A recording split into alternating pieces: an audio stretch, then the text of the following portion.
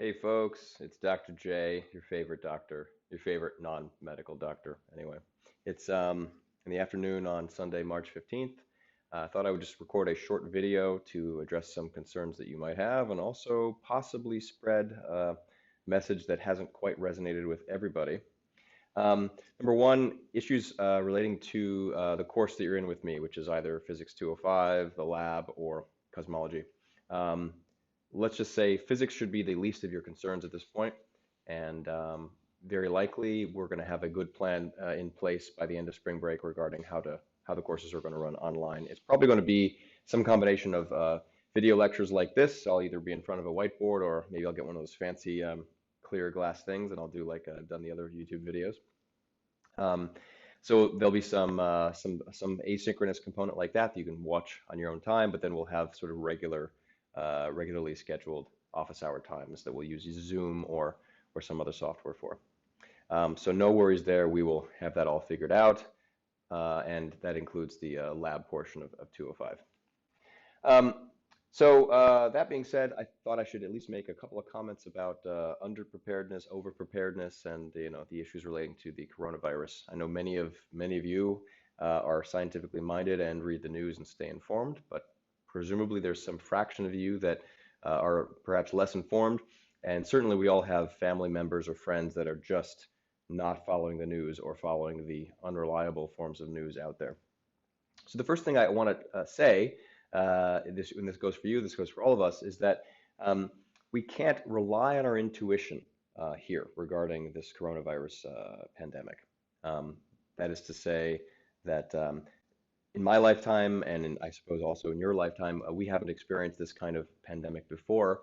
And so when you're drawing on what your gut feeling is for what is going to happen, you are inevitably going to look at what your own experiences are, or maybe some things that you've read in a book. I would say that if it's likely that your intuition is not well calibrated for what's going on now and what the coming weeks and months are going to look like, and that goes for me as well. So I say that because we are in this habit of using our intuition to decide what to do on a daily basis. And it's time to move away from that and really pay attention to what the experts are saying. These are people that are reliable, in my opinion. We're talking about the CDC, for example, Johns Hopkins University, and also a guy named Nicholas Christakis, who is a sociologist at Yale, who quite frequently writes on Twitter and he's been studying sort of, you could say, network science for a very long time. He's got an MD and a PhD, and it seems like a pretty good person to follow. So it's really important that we really listen to what the experts are saying and focus on their analyses. It may not be perfect. It may turn out that they get some things wrong, but they are the most likely people to know what's going on, and are they going to be the best people to make predictions. That being said, in addition, I think we need to remain as compassionate as we can. And so there's a number of things that come to mind when I think of this. So the reason why, of course, we're being so careful and we need to be so diligent, it's not even for our own sake. So I'm 36, and many of you watching this are 20 plus or minus a couple of years. We're not so worried about our own fatalities, but we're interested in preserving the lives of the elderly, the immunocompromised, pregnant women, etc. So people that are more vulnerable in our society.